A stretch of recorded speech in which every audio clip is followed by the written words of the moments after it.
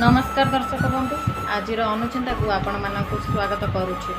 श्रीकृष्ण कहते भांगी जाइथिबा विश्वास आउ हरैथिबा संपर्क केबे फेरी आसे नाही। महादेव कहते मनीषर शरीर सबुठारु सुंदर अंश हैला मन।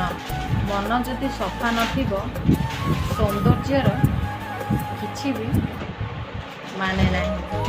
श्रीराम कहते कौनसी पदवी रे ठाई मध्य जदि गरीब लोक मानकु श्रीराम कहते कौनसी पदवी रे नथाई भी गरीब मानकु जो माने साहाय्य करूचंती ना सेई मानकु भगवान ही सबुबेले साहस देइथांती। रहुची नमस्कार। जदि वीडियोटी भल लगे प्लीज कमेंट निहाती करें।